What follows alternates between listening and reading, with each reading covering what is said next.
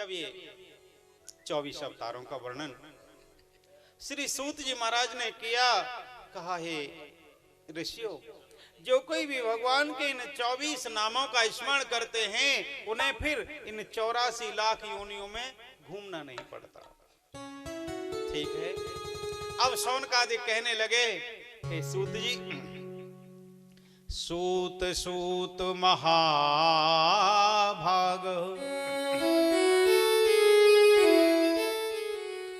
बदतो बड़तांबर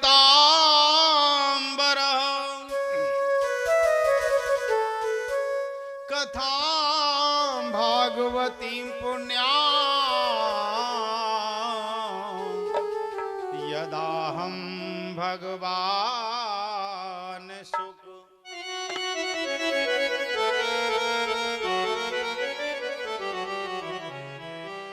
हे सूत जी, आपने ये जो 24 अवतारों का वर्णन किया, अब हम ये चाहते हैं आप हमें वो कथा सुनाइए जो श्री सुखदेव जी महाराज ने राजा परीक्षित को सुनाई। अच्छा, हाँ। श्री सूत जी महाराज कहने लगे, ऋषियों आप धन्य हैं, आइए मैं आपको वही कथा सुनाता हूं। और कहा, अहो ऋषो जो प्रश्न तुम्हें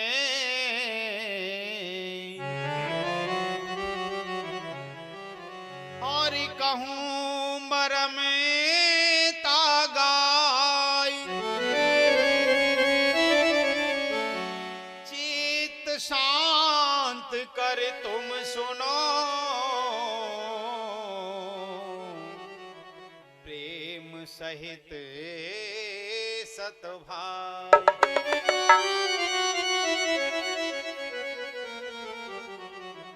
हे ऋषियों आप धन्य हैं जो आपने ये प्रश्न किया। आओ आप लोग प्रेम पूर्वक ये कथा सुनो। मैं आपको वही कथा सुनाता हूं जो श्री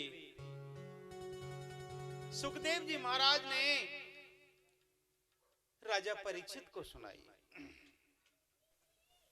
ये भागवत जी की रचना कैसे हुई जी? एक बार श्री व्यास देव जी बद्रिका वन में, बद्री का मतलब बेरों का वन है, वहां उस वन में बैठे, बड़े खिन्न मन से बैठे। तभी वहां श्री नारद जी महाराज पहुंचे। नारद जी ने कहा, और व्यास जी आनंद में तो हैं, खूब आनंद आ रहा है ना? लेकिन व्यास जी तो बड़े खिन्न मन से बैठे थे। जैसे ऐसा होता है ना, कभी कभी किसी को बुखार आ जाए, जूड़ी आ जाए 2-4 दिन। आप लोग जानते हैं, कुछ पानी अच्छा लगता नहीं है, कुछ खाना अच्छा लगता नहीं है, चाय अच्छी लगती नहीं है। डॉक्टर कहते दूध पियो, जब ये गोली खाओ तो दूध से दूध की क्या चलती है, पानी भी तो अच्छा नहीं लग रहा। ऐसे अगर किसी बुखार वाले आदमी से कोई आकर के कहे, क्यों जी और खूब आजकल तो रसगुल्ला ले रहे हो, क्या कहेगा वो? यही दशा हुई। श्री व्यास जी महाराज खिन्न मन से बैठे हैं, और श्री नारद जी महाराज आए, आकर के कुशलता पूछी। व्यासदेव जी कहते हैं, हे नारद जी, मैंने वेद उपनिषद आदि सबकी रचना की, 17 पुराण लिखे, लेकिन फिर भी मेरे मन को शांति नहीं है। ये क्या कारण है? तब श्री नारद जी कहते हैं, हे व्यास जी, आपने अब तक जितने भी ग्रंथ लिखे उन सब में क्या लिखा? भाई ये जो जीव की वृत्ति है ना, ऐसा करेगा तो ये मिलेगा, यदि ऐसा करते हैं, ये यज्ञ करेंगे तो इसकी प्राप्ति होगी, ऐसा सब कुछ लिखा है।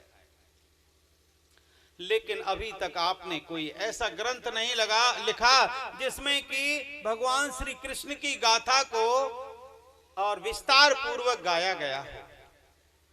इसलिए हे व्यास जी, मैं आपको 4 श्लोक जो भगवान नारायण ने मेरे पिता ब्रह्मा जी को दिए और ब्रह्मा जी ने मुझे दिए, वही ये 4 श्लोक जिसे कहते भैया चतुश्लोकी भागवत, मैं आज आपको सुनाता हूं, आपको देता हूं।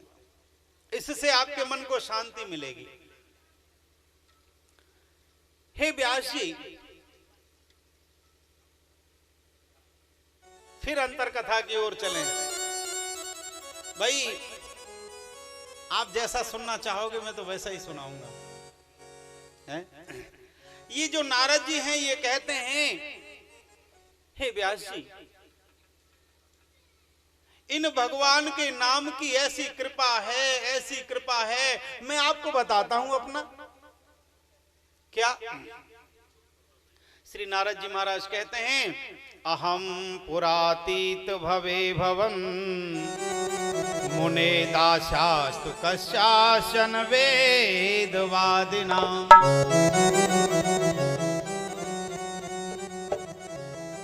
हे व्यास जी, मैं पूर्व जन्म में, पिछले जन्म में एक दासी का पुत्र था।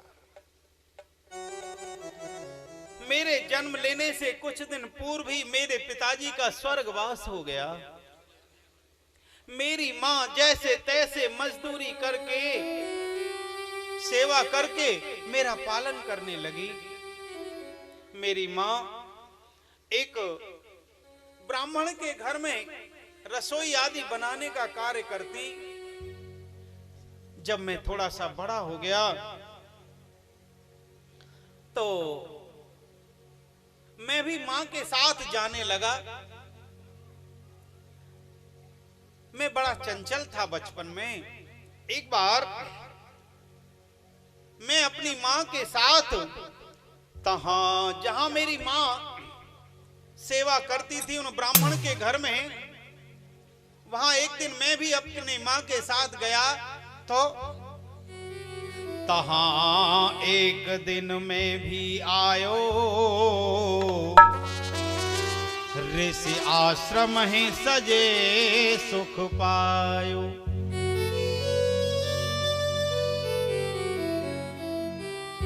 एक दिन मैं भी अपनी मां के साथ गया।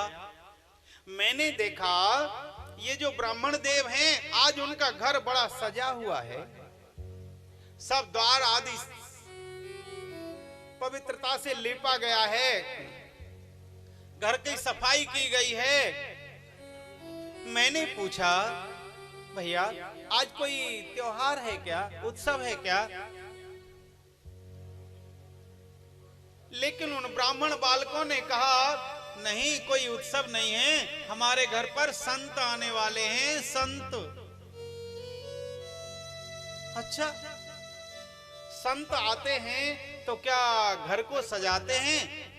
हाँ भैया, संत आते हैं तो क्या होता है? हाँ भैया,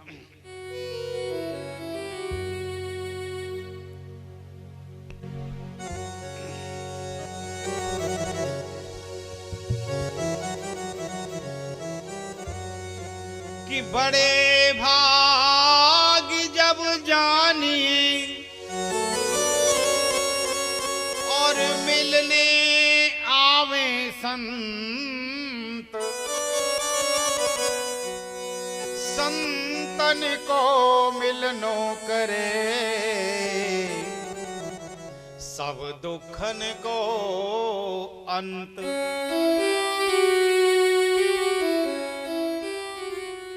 अगर अपना बड़ा सौभाग्य है भैया, यदि हमारे द्वार पर कोई संत आ जाए, भगवान के भक्त आ जाएं, इससे बड़ा सौभाग्य और कुछ भी नहीं है। लेकिन उसे समझें तो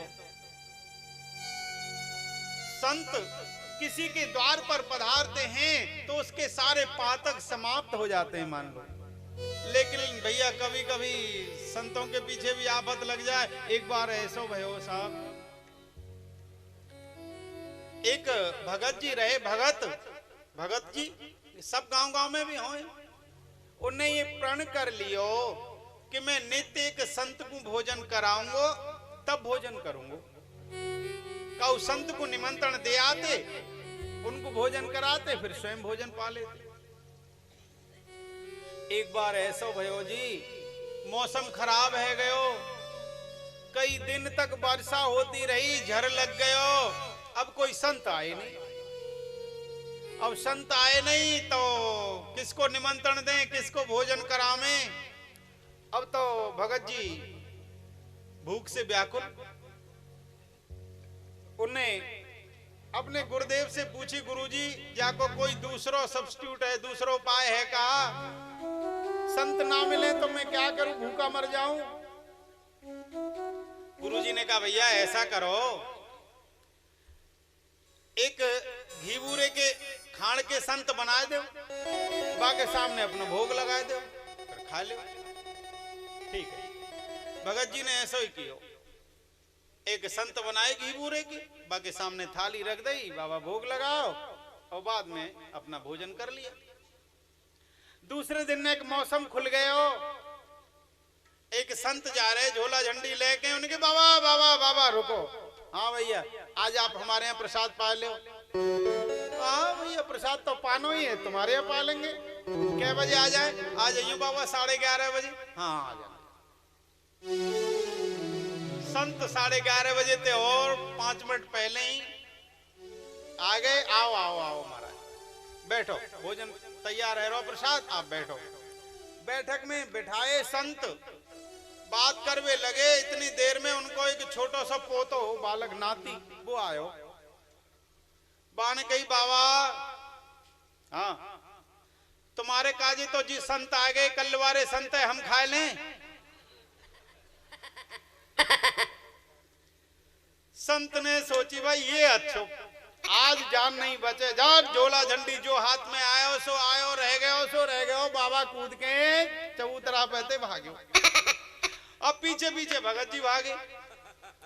बाबा रुका रे जा, भले मांस है, संतन ने हमें मार के खा रहे हैं, जाने कितने मार दिए होंगे, जा तेरे हाथ ना होंगे। बाबा जी भगे जा रहे हैं, बड़ी मुश्किल से वो रोके, दूर से बात करियो, बता कहा के रहो।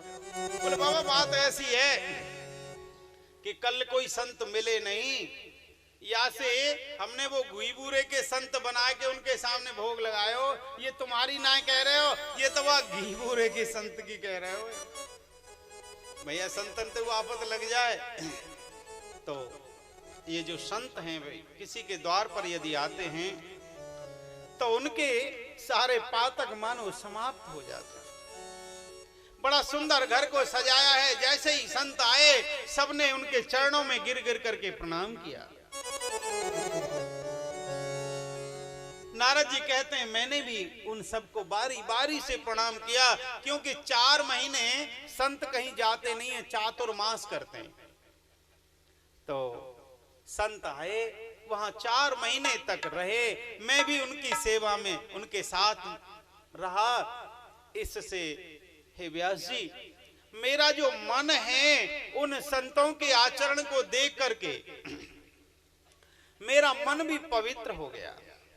और जैसे ही चातुर्मास पूरा हुआ, संत जाने लगे, तो मैंने भी उनसे प्रार्थना की, बाबा आप मुझे भी अपने साथ ले चलो। लेकिन संतों ने कहा नहीं भैया, हम तुम्हें अपने साथ नहीं ले जा सकते। क्यों बाबा? इसलिए कि तुम्हारी माँ है, तुम्हारे जाने से तुम्हारी माँ को बड़ा दुख होगा, इसलिए तुम्हारा भी बंधन है, हम तुम्हें नहीं ले जा सकते। श्री नारद जी कहते हैं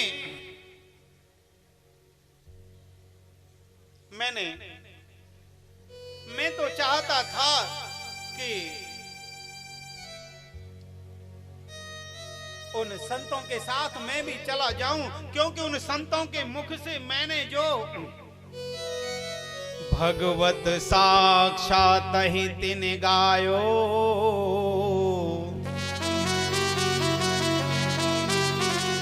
तिनके मुख सो अति ही सुहायो।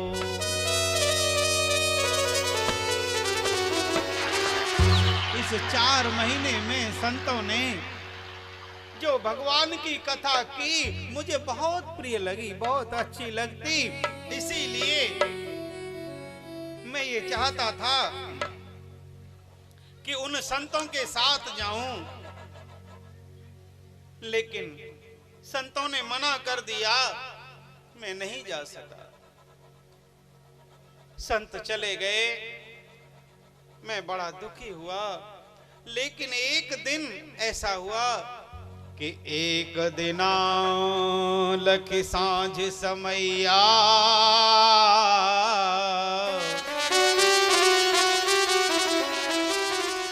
माता गई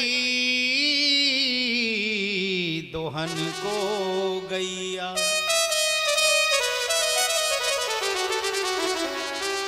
एक दिन शाम के समय मेरी माँ गाय का दूध निकालने के लिए गई, अंधेरा हो रहा था।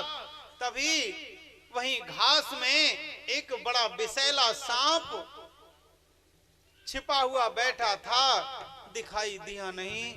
मेरी माँ का पैर पड़ गया और सांप ने मेरी माँ को काट लिया। अब तो ये जो सांप ने मां को काटा तो बाके डसे मुई मो माता। उस सांप के डसने से मेरी माता की मृत्यु हो गई। लेकिन मैंने उसको भी मैं मानी बड़ कृपा विधाता।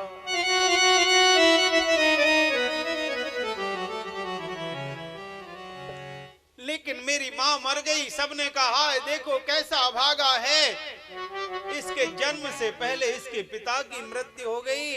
मां जैसे तैसे करके इसका पालन कर रही थी, आज इसकी मां भी चली गई। श्री नारद जी कहते हैं मुझे भी अपनी मां की याद आई, मैं भी रोया। लेकिन मेरी एक आंख से ठंडे आंसू और एक से गर्म आंसू आए। लेकिन भैया मैं मां तो मां होती है ना, इसीलिए ठंडे आंसू अर्थात देखो आंख तो आंख है, उन्हीं में से ठंडे आंसू गर्म आंसू कैसे? श्री नारद जी समझाते हैं देखो गर्म आंसू अर्थात कोई दुख से रोता है तो आंखों से गरम गरम आंसू आते हैं। मुझे दुख हुआ आज मेरी मां चली गई, इसलिए गरम आंसू आए। दूसरी आंख से ठंडे आंसू। हाँ मैंने ये भी विचार किया ठीक है मेरी मां चली गई तो मेरा बंधन समाप्त हो गया। अब मैं कहीं वन में आदि जगह जाकर के भगवान का भजन कर लूंगा। मां का संस्कार किया, उसके बाद मैं वन के लिए चला गया, बैठ करके तपस्या करने लगा।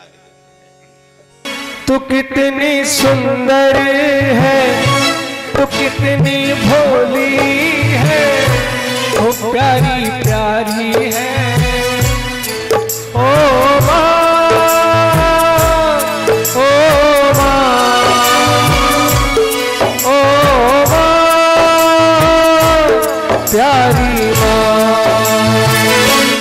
ये जो दुनिया है वो वन है कांटों का, वो तू फुलवारी है ओ माँ,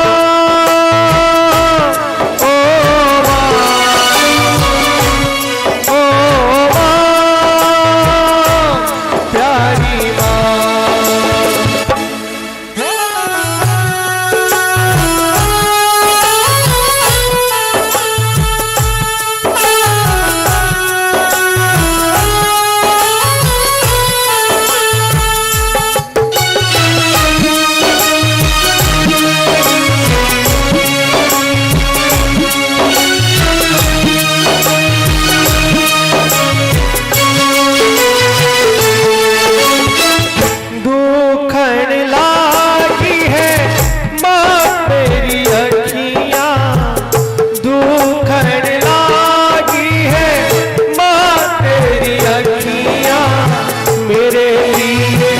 जागी है तू सारी सारी रतिया मेरी निंदिया पे हो अपनी निंदिया भी हो तूने वारी है।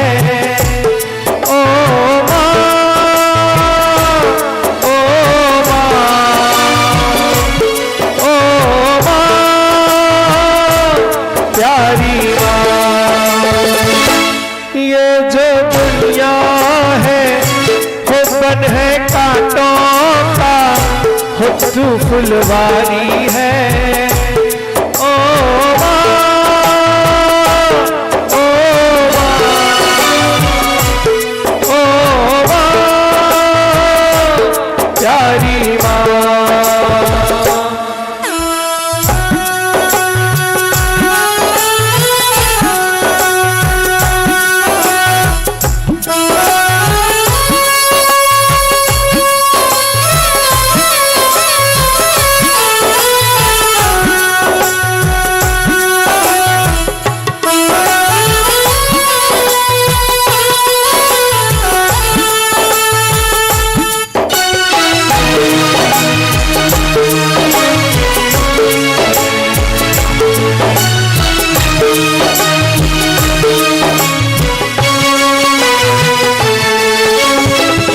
अपना नहीं तुझे सुख दुख कोई, अपना नहीं तुझे सुख दुख कोई। मैं मुस्काया तू मुस्काई, मैं रोया तू रोई, मेरे हंसने पे हो मेरे रोने पे हो तू बलिहारी है।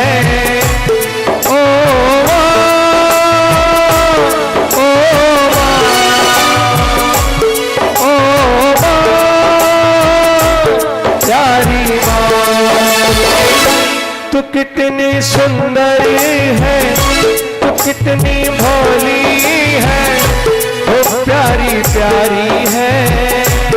ओ माँ, ओ माँ।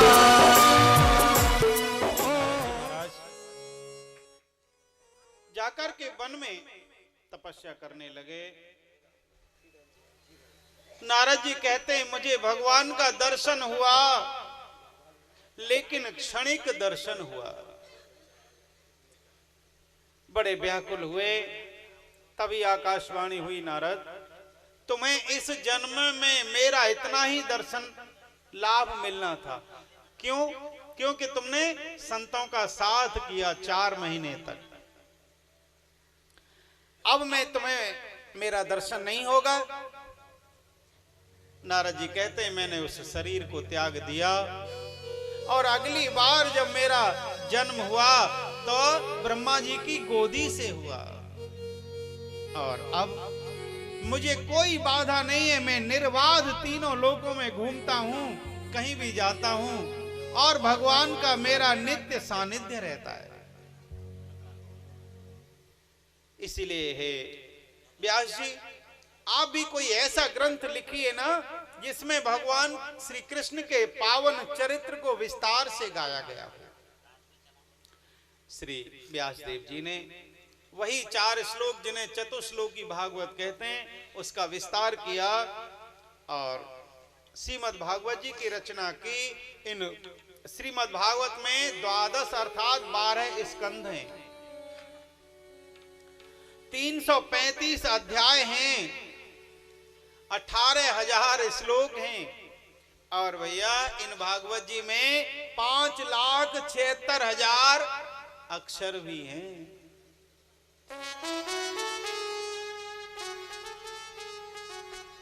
उन्हीं श्रीमद् भागवत जी की रचना की श्री नारद जी महाराज ने के उपदेश से व्यास जी ने। अब श्री सूत जी महाराज कहते हैं ऋषियों आओ मैं आपको वही कथा सुनाऊं। इसके लिए महाभारत की ओर चलना पड़ेगा। महाभारत का युद्ध 18 दिन चला। उस 18 दिन के युद्ध में 18 अक्षौहिणी सेना मारी गई। अक्षौणी में होते हैं जी 3,71,790 सैनिक। अगर एक रथ में 4 घोड़े लगते हैं तो उसके कितने घोड़े, उतने रथ, इतने हाथी आदि सब मिलकर के बहुत बड़ी संख्या ये 18 अक्षौणी की हुई।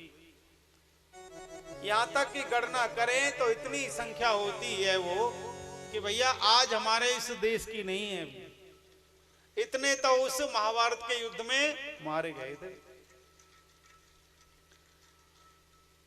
सारे कौरव दल समाप्त हुआ। उसमें से 3 लोग बचे थे, कृतवर्मा, कृपाचार्य और अश्वत्थामा।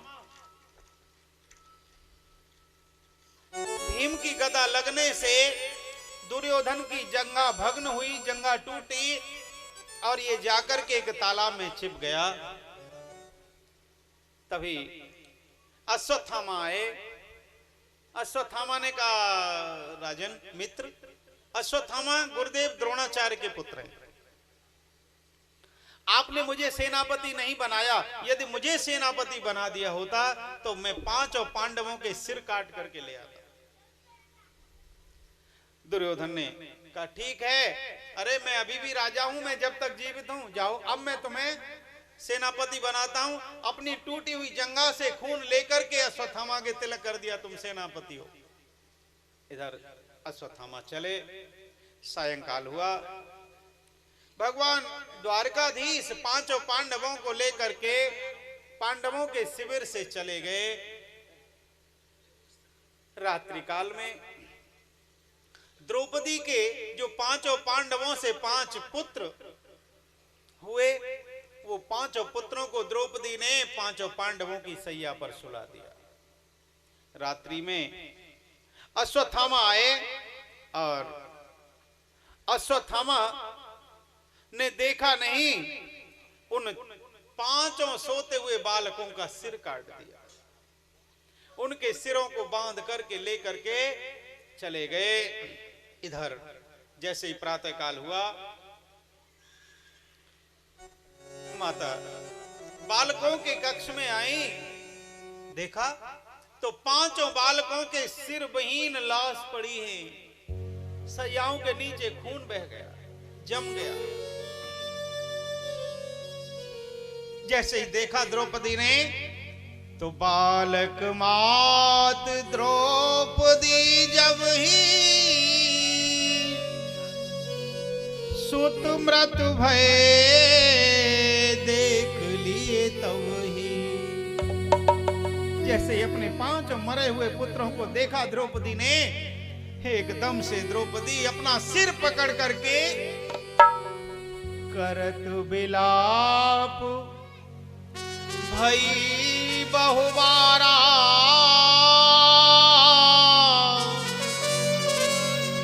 नैनन सो चाली जलधारा। आज अपने 5 पुत्रों को मृत अवस्था में देख करके द्रौपदी अपना सिर पकड़ करके बैठ गई। विधाता, ये क्या हो गया? अरे मेरे पुत्रों को किसने मार दिया? एक एक पुत्र के को देखा, सब 5 के 5 पुत्र आज उसके मृत। द्रौपदी उन पुत्रों की दशा को देखते ही घोर रुदने कर रो, घोर रुदन करती भई सोई, मोह माहित रत मत खोई। ऐसी अवस्था देख करके अपने पुत्रों की द्रौपदी को शरीर की सुध बुध नहीं रही। द्रौपदी विलाप करने लगी, रोने लगी। तभी भगवान द्वारकाधीश 5 पांडवों के साथ आए हैं। आज क्या हो गया? ये द्रौपदी क्यों चीत्कार करती है, क्यों रो रही है? जैसे ही आए, द्रौपदी ने देखा आज मेरे 5 पति आए हैं साथ में। भगवान श्याम सुंदर भी हैं। अर्जुन गए, आगे बढ़कर के द्रौपदी को संभालना चाहा। क्या हुआ?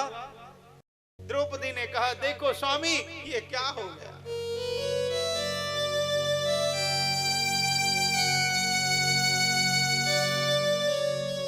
अब तो भैया, जिस मां के 5 पुत्र मारे गए, उस मां को कोई आज कैसे धैर्य बंधाए? सबने नीचे गर्दन की। द्रौपदी एक एक की ओर देखती है, भगवान श्याम सुंदर की ओर भी द्रौपदी ने देखा। कहा, भैया अरे देखो तो, आपके रहते रहते आज किसी ने मेरी गोद खाली कर दी। अरे इन छोटे छोटे बालकों ने किसी का क्या बिगाड़ा था जो इन 5 बालकों की हत्या कर दी? भगवान श्याम सुंदर भी नीची दृष्टि किए खड़े हैं। तभी अर्जुन ने कहा, पांचाली रोना बंद करो। अहो द्रौपदी तेरे नैना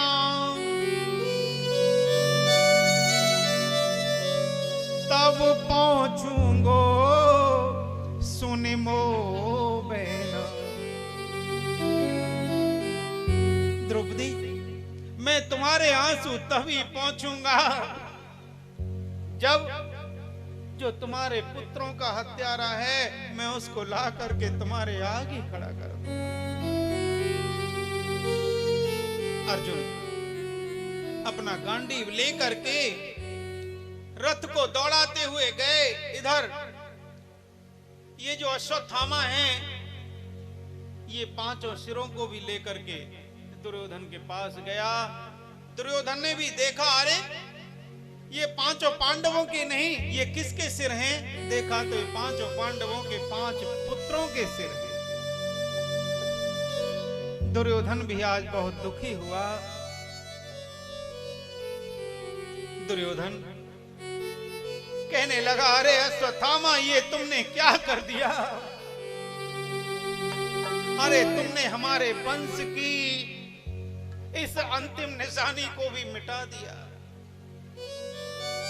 अब तो हमारे कुल में कोई रहा ही नहीं। ऐसा कहकर के ये दुर्योधन एक एक बालक को, सिर को अपनी गोदी में लेकर के रोने लगा। बेटा मुझे क्षमा करना, मैंने इस राजलिप्सा के कारण से अपने इस वंश का समूल नाश करा दिया। पुत्र मुझे क्षमा करना। ऐसे ही रोते रोते इस दुर्योधन का प्राणांत हो गया। अश्वत्थामा दौड़ने लगा। अर्जुन गए, जाकर के दौड़ते हुए अश्वत्थामा को पकड़ा। अश्वत्थामा ने ब्रह्मास्त्र चला दिया। इधर अर्जुन ने भी ब्रह्मास्त्र चलाया। दोनों ओर से ब्रह्मास्त्र को चलने से सारी सृष्टि को नष्ट होने का संकट उत्पन्न हो गया। तब तो भगवान श्री कृष्ण ने अर्जुन से कहा, अर्जुन ब्रह्मास्त्र है कौ तेज प्रचंडा, छावत भयो दशो दिशि मंडा। अर्जुन, ये अश्वत्थामा ने ब्रह्मास्त्र चला दिया। ये अश्वत्थामा जो है ना, उस ब्रह्मास्त्र को चलाना तो जानते थे, लेकिन उसे वापस करना नहीं जानते थे। इसीलिए भगवान श्री कृष्ण ने अर्जुन से कहा, तुम दूसरा अस्त्र छोड़ो और इस ब्रह्मास्त्र को अपने तरकस में बुलाओ।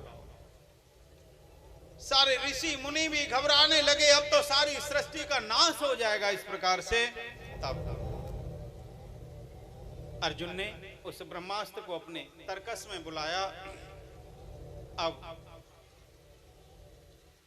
अर्जुन ने अश्वत्थामा को पकड़ा और पकड़ करके रथ के पीछे बांध लिया, खींच करके लेकर के चले और द्रौपदी के आगे खड़ा किया। पांचाली, ये है हमारे 5 पुत्रों का हत्यारा, बोलो इसको क्या दंड दिया जाए। लेकिन द्रौपदी ने जब देखा, देखते ही आज द्रौपदी ने देखा मेरे गुरुपुत्र, मेरे पति के गुरु के पुत्र अर्थात अश्वत्थामा इसके हाथ बंधे हुए खड़े हैं।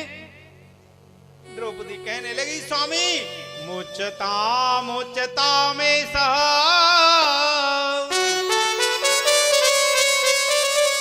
ब्राह्मणो नितरा गुरु। द्रौपदी ने कहा, स्वामी इनको छोड़ दो। क्यों? इसीलिए कि ये ब्राह्मण हैं और आपके गुरुपुत्र भी हैं। द्रौपदी कहती हैं, हे पति देव छोड़ आए दीजिए,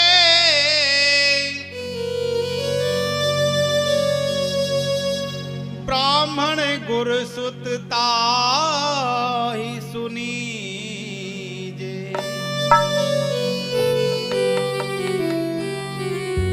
हे स्वामी, आज आपको जो धनुर्विद्या आदि आपके पास है वो इन्हीं के पिता अर्थात गुरु द्रोणाचार्य की कृपा से आपको मिला है, इसलिए इनको छोड़ दो, इनको छोड़ दो। धन्य है भारत की मां, अरे जिसके आगे उसके 5 पुत्रों का हत्यारा खड़ा है और मां कहती है नहीं इनको छोड़ दो, जाने दो, जाने दो।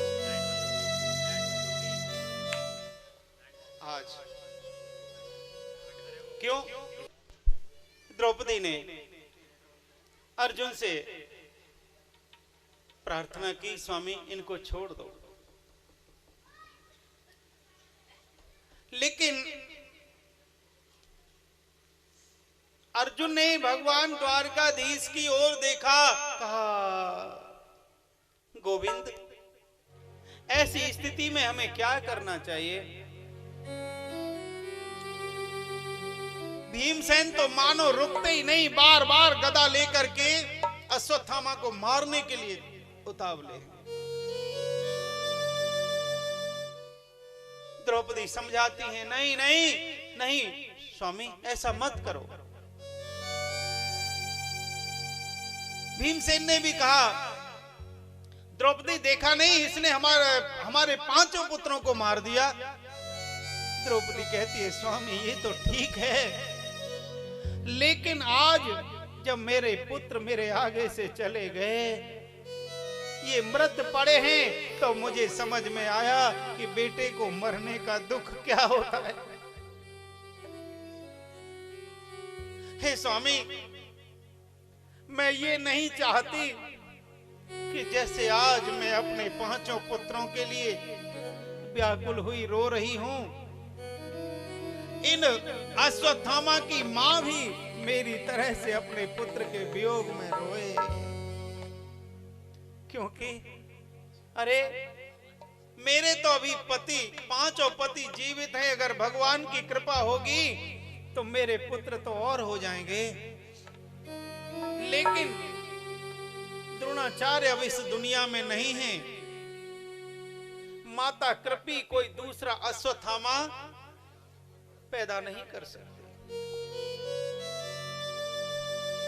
तब अर्जुन ने भगवान द्वारकाधीश की ओर देखा, गोविंद अब क्या करना चाहिए। भगवान द्वारकाधीश कहते हैं, भैया बताऊं। हाँ गोविंद। भगवान द्वारकाधीश कहते हैं कि हे अर्जुन ये बात दो,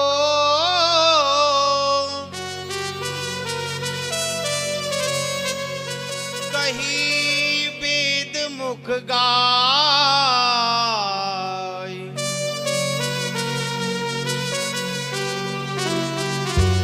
सोनी के सुनिचित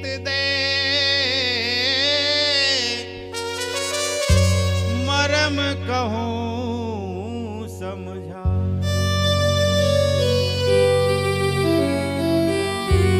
भैया वेद में दो बात कही गई हैं। क्या? देख, एक तो कहा गया क्या कि कैसो ब्राह्मण हो अपराधी, ताको योग न करनो बाधी। भैया एक बात तो ये कही है कि ब्राह्मण चाहे कितना ही अपराधी हो, उससे कोई अपराध हो जाए, गलती हो जाए, तो उस ब्राह्मण को दंड नहीं देना चाहिए।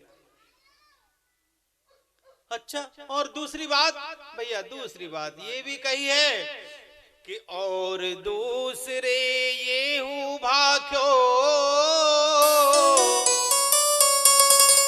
अतताई मारन पने राख्यो।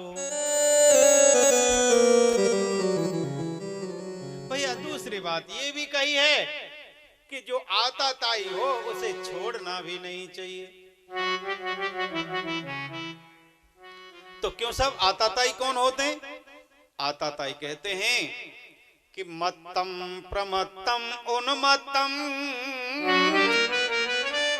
सुप्तम बालम स्त्रियम जड़म प्रपन्नम विरथम भीतम नरिपुहंत धर्मवित। देखो, कोई जैसे पागल हो जाए हैं, जिसको शरीर का ध्यान नहीं है, उन्मत्त हो जाए, दौरा मिर्गी आदि हो जाए, कोई नशा कर ले, और कोई सोता हुआ हो, छोटे छोटे बालक हों, ये स्त्रियां हों, और कोई किसी को मारने जा रहा है, वो उसके आगे हाथ जोड़ दे, भैया मैं तेरी गाय हूं, मुझे छोड़ दे। ऐसे अगर कोई अपने सामने हो, ऐसे लोगों को मारना ये धर्म के विरुद्ध है। और इसने तो बालकों की हत्या की है, तो भाई ये आताताई है, इसलिए इसको छोड़ना भी नहीं चाहिए। अब तो दोनों ओर से जब ये बात कही, अब क्या किया जाए? श्री सूत जी महाराज कहते हैं, हे राजन, हे ऋषियों, सुनो। ऐसी परिस्थिति जब देखी, अर्जुन दोनों ओर धर्म संकट में पड़ गए, ब्राह्मण को दंड भी नहीं देना और आताताई को छोड़ना भी नहीं। तब श्री सूत जी महाराज कहते हैं, हे ऋषियों, अहो सोन को ता समय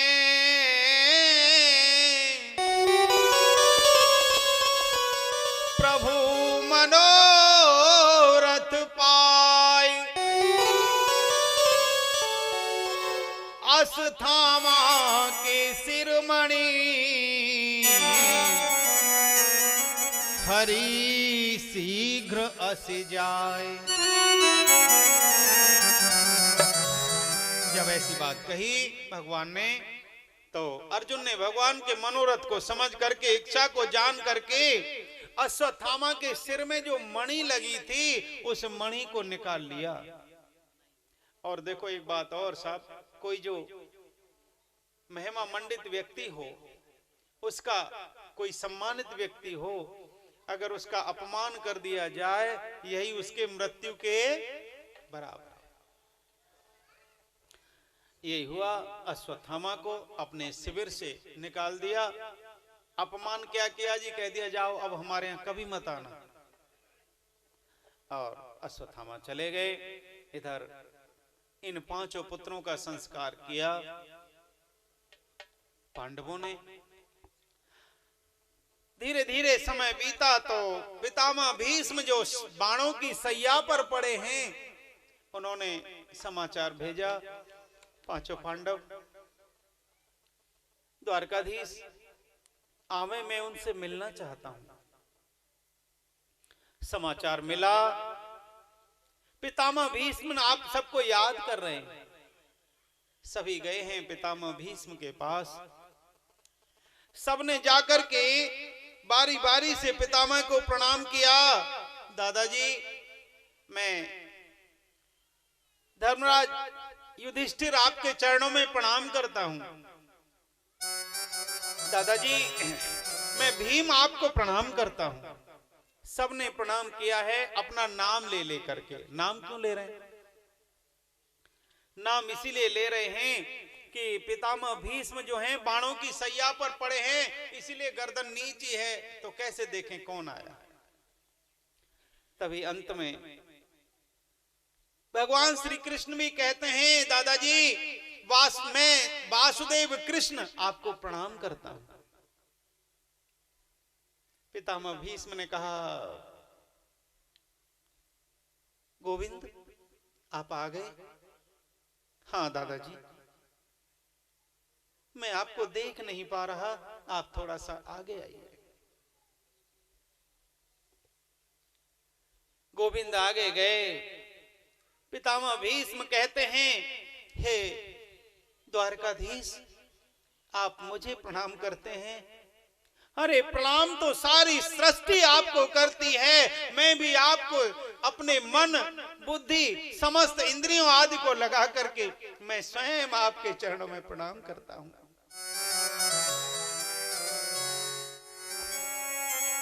ठीक है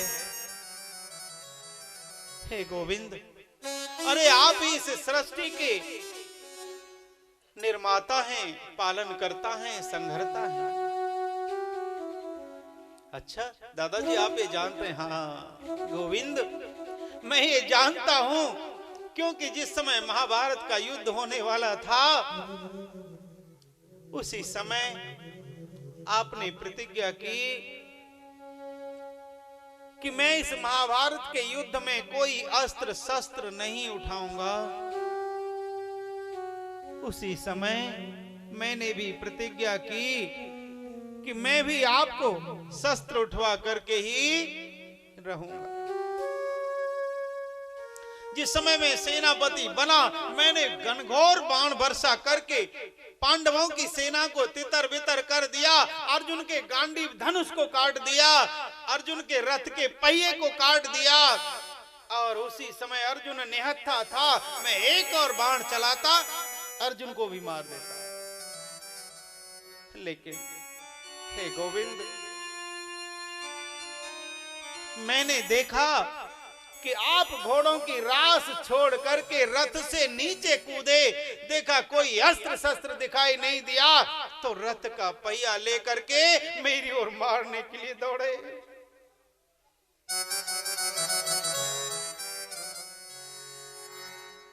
उस समय आपका पीतांबर रथ की कीली में फंस गया। हे गोविंद, ऐसा लगता था मानो पृथ्वी आपके पीतांबर को पकड़ करके आपको आपकी प्रतिज्ञा याद दिला रही है।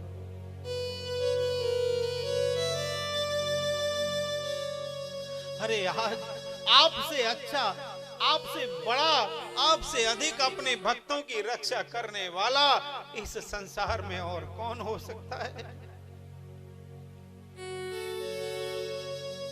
गोविंद,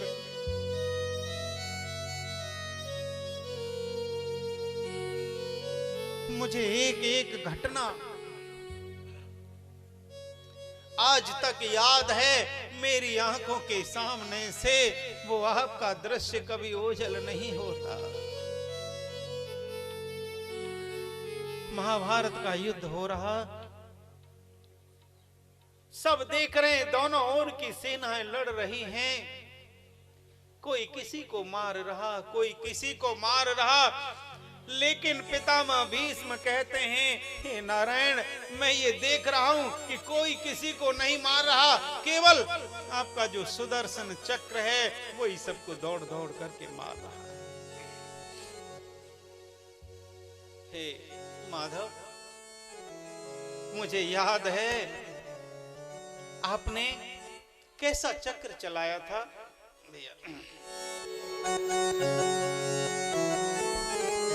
भगवान के चक्र ने कैसा जादू किया। अरे कैसा चक्कर चलाया रे श्याम तेरी उंगली चक्कर चलाया रे श्याम तेरी उंगली हो कैसा कर चलाया रे श्याम तेरी उंगली ने। कैसा चक्कर चलाया रे श्याम तेरी उंगली ने। अरे उंगली ने तेरी उंगली ने। उंगली ने तेरी उंगली ने। हो कैसा चक्कर चलाया रे श्याम तेरी उंगली। हो कैसा चक्कर चलाया रे श्याम तेरी उंगली ने।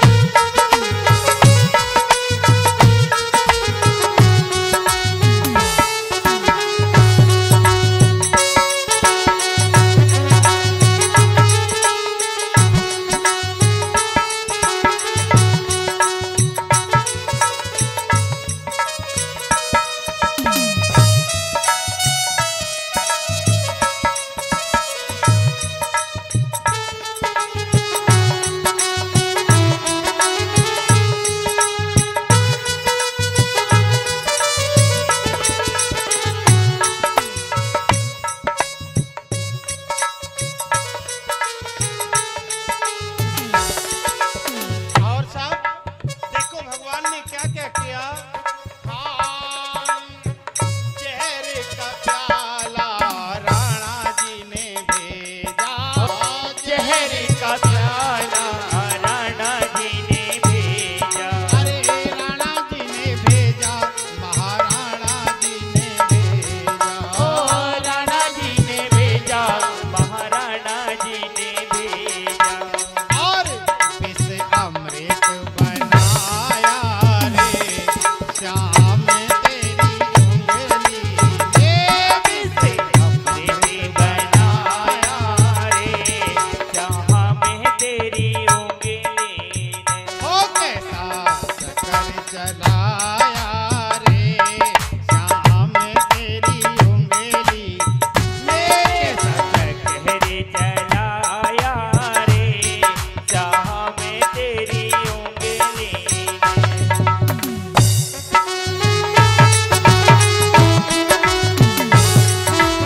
मीठी मीठी तालियों का साथ देते हुए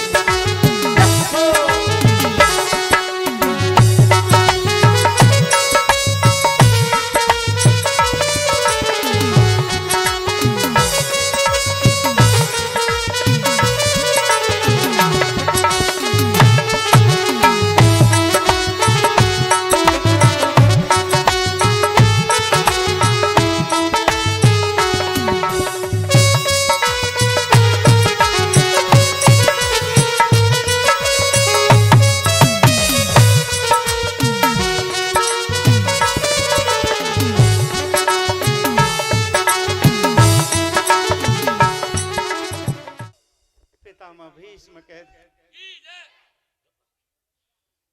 बोलिए बाल कृष्ण लाल की, कृष्ण कन्हैया लाल की, जय हो गिरिराज महाराज की, जय हो राधा रानी सरकार की, जय हो जय जय श्री राधे, जय जय श्री राधे, जय जय श्री राधे। गोविंद की लीला बड़ी अनंत है। पितामह भीष्म से याद करते हैं और पितामह भीष्म से भगवान द्वारकाधीश ने कहा, दादाजी आप इन पांडवों को कुछ राजनीति, कूटनीति आदि का उपदेश करिए। पितामह भीष्म ने कहा, नारायण आप जैसा नीति कुशल जहां बैठा हो तो मैं क्या उपदेश करूं? आपके सामने मेरी क्या ताप जो मैं कुछ कह सकूं? नहीं नहीं नहीं दादाजी, आप वयोवृद्ध हैं, आप आयु में बड़े हैं, इनको समझाइए। ठीक है। पितामह भीष्म ने पांडवों को बड़ा सुंदर उपदेश किया है। भगवान द्वारकाधीश अब कहने लगे, भैया अब मैं द्वारका के लिए जाऊं, लेकिन अर्जुन बार बार रोक लेते हैं ना, श्याम सुंदर नहीं, मैं आपके बिना मेरा मन नहीं लगेगा। लेकिन भाई सब वहां द्वारका में मेरी प्रतीक्षा करते होंगे। बार बार अर्जुन रोक लेते हैं, लेकिन कन्हैया कहते नहीं भैया जाना तो होगा ही। और एक दिन भगवान द्वारकाधीश सबसे विदा लेते हुए द्वारका के लिए चलने लगे। इधर जैसे ही चलने लगे हैं तभी सब विदा कर रहे हैं। उधर ये जो उत्तरा है, अभिमन्यु की पत्नी उत्तरा, ये भगवान की ओर दौड़ती हुई चली आ रही हैं। और सबने देखा, अरे ये उत्तरा क्यों दौड़ी चली आ रही हैं? आकर के भगवान के चरणों में प्रार्थना करती हैं, हे नारायण। सबने देखा क्या हुआ, उत्तरा प्रार्थना करती हैं भगवान से कि नारायण बिनती सुनो, नारायण बिनती सुनो, त्राहि त्राहि भगवंत, जगपति देवन देव हो, तुम बिन ना कोई तुम बिन ना कोई आन, अभय पद देवे बारो, और जीव सब लोक माहि भय मुक्ति निहारो, अरस परस भय मृत्यु लखे, हृदय मन जैसे, यह बिनती सुन मोर कही, मैं तुम प्रति ऐसे। हे गोविंद, मैं इसलिए आपसे प्रार्थना कर रही हूं कि आपके अतिरिक्त इसके योग्य कोई और इस सृष्टि में है ही नहीं। कहा कि हे ईश्वरी व्यापक प्रभु, करुणा सिंधु मुरारी, तपत भय इस प्राण से,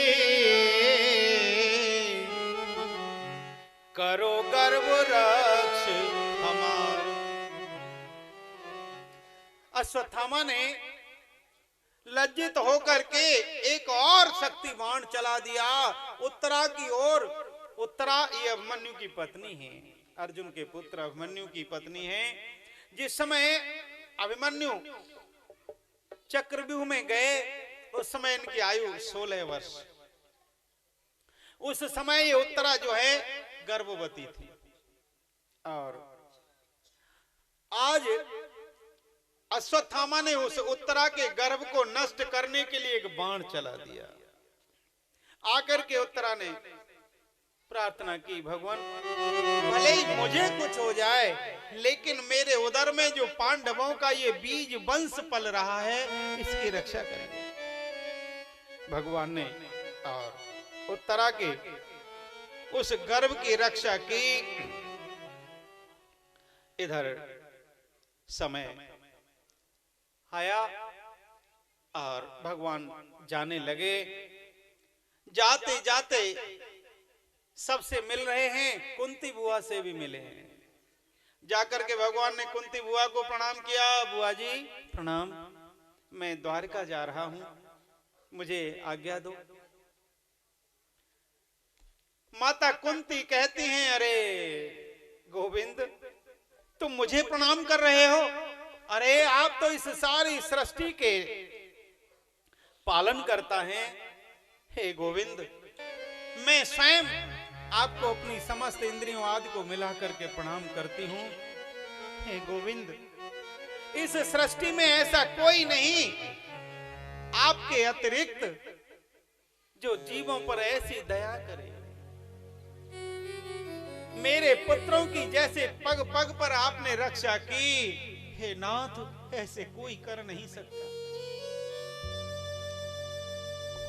भगवान द्वारकाधीश कहते हैं, बुआ जी चलो ठीक है, लेकिन अब मैं जा रहा हूं। तुम ये जानती हो कि मैं सब कुछ हूं, तो आप मुझसे कुछ मांग लीजिए, बोलो आपको क्या चाहिए।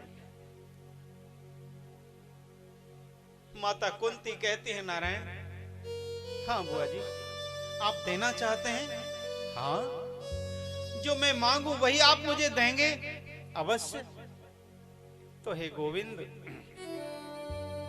मैं आपसे ये मांगती हूं कि मुझे जीवन भर विपत्तियां आती रहे। क्या? हाँ। गोविंद भी एकदम उस समय बड़े आश्चर्य में पड़ गए, ये इन्होंने क्या मांग लिया।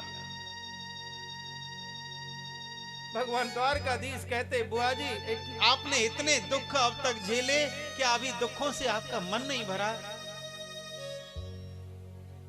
माता कुंती कहती हैं, नारायण, अरे एक दुख ही तो है जो इस जीव को आपकी ओर ले जाता है। बड़ी सुंदर बात संत कहते हैं जी, कहा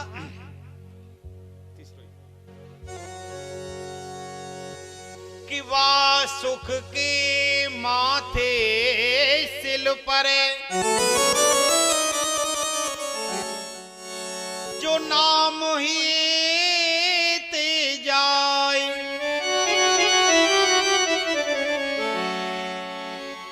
बलिहारी वा दुख की,